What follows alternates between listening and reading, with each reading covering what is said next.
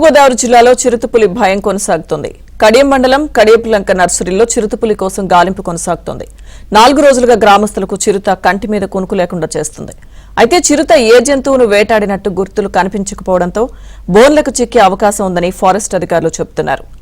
6 trap కెమెరాలు 2 బోన్లు ఏర్పాటు చేశారు. చిరుతను బంధించేందుకు 60 మంది అటవీ శాఖ సిబ్బంది విధులు నిర్వహిస్తున్నారు.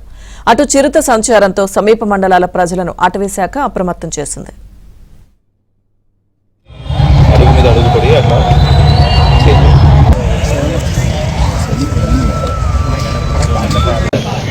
మాట్లాడారు ఇప్పుడు దాకా మాట్లాడారు.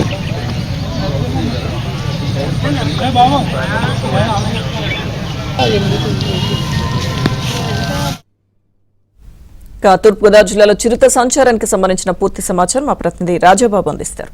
రాజాబాబు, కూడా తూర్పు గోదావరి జిల్లా కడియపులంక సమీపంలోని నర్సరీ ప్రాంతాల్లోనే చిరుతపులి సంచరిస్తుంది. నిన్న కూడా ఇక్కడ కడియపులంకకు సంబంధించి చెక్కపల్లి వారి వీధి సమీపంలోని ఒక నర్సరీలో చిరుతపులి సంచరించినట్టు కూడా అటవీ శాఖ అధికారులు నిర్ధారించారు. అక్కడ పాదముద్రలు కూడా నిర్ధారించడం జరిగింది. అయితే ప్రస్తుతం కడియపులంక సమీప ప్రాంతాల్లో భారీ వర్షాలు కురవడం వల్ల ప్రస్తుతం చిరుతపులికి సంబంధించిన ఆనవాళ్లు గాని పాదముద్రలు గాని గుర్తించలేని పరిస్థితి ఉంది. అయితే స్థానికులు మాత్రం నిన్న ఏదైతే కడియపులంక చెక్కపల్లి వారి వీధి ఉందో అక్కడ ఒక ఇంటి సమీపంలోని నర్సరీలో కూడా చిరుతపులి సంచరించినట్టు స్థానికులు చెప్తున్నారు. గత 4 రోజులుగా కూడా కడియపులంక దోసాలమ్మ నగరు పరిసర ప్రాంతాల నర్సరీలో చిరుతపులి సంచరించడం వల్ల స్థానికులు భయాందోళన చెందుతున్నారు.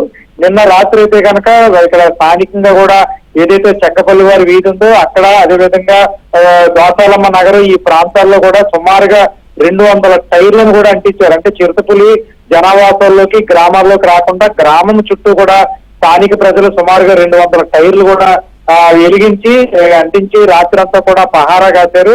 స్థానిక ప్రజలు యువత అంతా కలిసి చిరుతపులి నర్సరీలో నుంచి తమ గ్రామాల్లోకి తమ ఇళ్లలోకి రాకుండా స్థానికులంతా కూడా యువత అంతా కూడా రాత్రి పహారా కాసిన పరిస్థితి ఉంది. ప్రస్తుతం అయితే కనుక చిరుతపులి సంచారానికి సంబంధించి ఇప్పటికే అధికారులు 2 బోన్లు ఏర్పాటు చేశారు, 6 ట్రాప్ కెమెరాలు ఏర్పాటు చేశారు. డ్రోన్ల సాయంతో కూడా చిరుతపులి ఎక్కడ ఉన్నది అనేది కూడా గుర్తించే పనిలో అటవీ శాఖ అధికారులు ఉన్నారు. తూర్పుగోదావరి జిల్లా నుంచి అంబేద్కర్ కోనసీమ జిల్లాలోకి చిరుతపులి ఒకవేళ వెళ్లే అవకాశం ఉందనే హెచ్చరికల నేపథ్యంలో అంబేద్కర్ కోనసీమ జిల్లా అధికార యంత్రాంగం కూడా అప్రమత్తమైంది. ఇప్పటికే అంబేద్కర్ కోనసీమ జిల్లా అటవీ శాఖ అధికారులు, తూర్పుగోదావరి జిల్లా అటవీ శాఖ అధికారులు, కాకినాడ జిల్లా అటవీ శాఖ అధికారులు ఈ 3 జిల్లాల అటవీ శాఖ అధికారులు కూడా కడియపులంక పరిసర ప్రాంతాల్లోని నర్సరీలో పులి గాలింపు కోసం విస్తృతంగా గాలిస్తున్నారు. చిరుతపులి పాదముద్రలను కూడా గుర్తిస్తున్నారు, డ్రోన్లు కూడా ఉపయోగిస్తున్నారు. ఇప్పటికే బోన్లు కూడా ఏర్పాటు చేశారు. మనకున్న సమాచారం మేరకు మనం అటవీ శాఖ అధికారులతో కూడా మాట్లాడడం జరిగింది. గత 3 రోజులుగా కూడా చిరుతపులి ప్రస్తుతం కడియపులంక నర్సరీ ప్రాంతాల్లో జంతువును వేటాడిన ఆనవాళ్లు ఏమీ కనిపించడం లేదు కాబట్టి చిరుతపులి ఆకలితో ఉంది కాబట్టి బోన్లో ఎట్టి పరిస్థితుల్లోనే అటవీ శాఖ అధికారులు ఏర్పాటు చేసిన బోన్లో చిక్కుకునే అవకాశం ఉందని కూడా అటవీ శాఖ అధికారులు ప్రస్తుతం అయితే భావిస్తున్నారు. 2 బోన్లు ఏర్పాటు చేశారు. ఈ 2 బోన్లలో కూడా చిరుతపులి చిక్కే అవకాశం ఉందని కూడా అటవీ శాఖ అధికారులు అంచనా వేస్తున్నారు. ఎందుకంటే 3 రోజుల నుంచి కూడా చిరుతపులి కడియపులంక నర్సరీ పరిసర ప్రాంతాల్లోనే సంచరిస్తుంది. ఎక్కడ జంతువును వేటాడిన ఆనవాళ్లు లేవు కాబట్టి ఎట్టి పరిస్థితుల్లోనే చిరుతపులి బోన్లో చిక్కే అవకాశం ఉందని కూడా అటవీ శాఖ అధికారులు అయితే కనుక భావిస్తున్నారు. ప్రస్తుతం అంబేద్కర్ కోనసీమ జిల్లా, తూర్పుగోదావరి జిల్లా ఈ 2 జిల్లాల సరిహద్దు ప్రాంతాల ప్రజలను చిరుతపులి సంచరిస్తున్న ప్రాంతాల్లో సరిహద్దు ప్రాంతాల ప్రజలను కూడా అటవీ శాఖ అధికారులు అప్రమత్తం చేశారు. గత 4 రోజులుగా కూడా కడియపులంక నర్సరీ పరిసర ప్రాంతాల ప్రజలు కంటి మీద కునుకు లేకుండా గడుపుతున్నారు. ఏ సమయంలో చిరుతపులి తమపై దాడి చేస్తుందో అనేది ప్రజలను కూడా ఆందోళన కలిగిస్తుంది. అయితే ప్రజలు భయాందోళన చెందాల్సిన అవసరం లేదు. రాత్రిపూట ఎవరో బయటికి రావద్దు, ఇళ్ల దగ్గర లైట్లు వేసుకోండి, టార్చ్ లైట్లు ఉపయోగించండి, పగటిపూట చిరుతపులి సంచరించే అవకాశం ఉండదని కూడా అటవీ శాఖ అధికారులు మాత్రం మైకుల ద్వారా ఇక్కడ స్థానికంగా కూడా ప్రచారం చేస్తున్నారు. ప్రస్తుతం అయితే చిరుతపులిని పట్టుకునేందుకు విశ్వ ప్రయత్నాలు చేస్తున్నారు. ఒకవేళ చిరుతపులి బోన్కు చిక్కకపోతే కనుక ఇక్కడ ఏదైతే కడియపులంక సమీప ప్రాంతంలో గోదావరి పరివాహక ప్రాంతంలోని లంక గ్రామాలకు వెళ్లే అవకాశం ఉంది.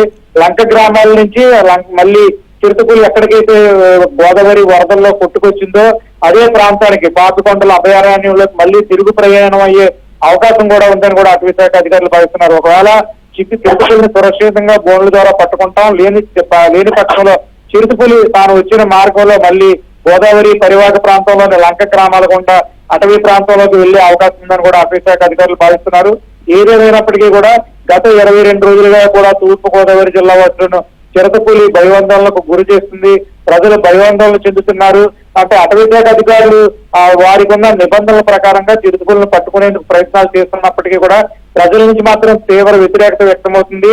ఆ అటవీ ప్రాంతంలో ఉన్నప్పుడు చిరుతపులను అటవీ శాఖ అధికారులు పట్టుకోలేకపోయారు. ఇప్పుడు సాంకేతికత అందుబాటులో ఉన్నప్పటికీ కూడా చిరుతపులను బంధించలేకపోతున్నారు. ఒకవేళ జనావాసాల్లోకి వచ్చి ఎవరి మీద చిరుతపులి దాడి చేస్తే, ఎవరికైనా ప్రాణాపాయం ఏర్పడితే, ప్రజల మీద దాడి చేస్తే ఎవరు బాధ్యత వహిస్తారనేది కూడా ఈ చిరుతపులి సంచరిస్తున్న పరిసర గ్రామాల్లో ప్రజలైతే కనుక నిలదీస్తున్న పరిస్థితి అయితే ఉంది, ఆందోళన చెందుతున్న పరిస్థితి ఉంది. అటవీ శాఖ అధికారులు మాత్రం తమ నిబంధనల ప్రకారంగా వ్యవహరించి చిరుతపులిని సురక్షితంగా పట్టుకోవడం ఒక పక్క అయితే, చిరుతపులి నుంచి ప్రజలకు ఎటువంటి ప్రాణాపాయం లేకుండా, ఎటువంటి ప్రాణ నష్టం లేకుండా ప్రజలను కాపాడు ఈ రెండు కూడా బ్యారేజ్ వేసుకుంటా ముందుకు వెళ్తాము, చిరుతపులను పట్టుకుంటామని అటవీ శాఖ అధికారులు చెప్తున్నారు. Lakshmi Durga. Right, thank you Rajababu.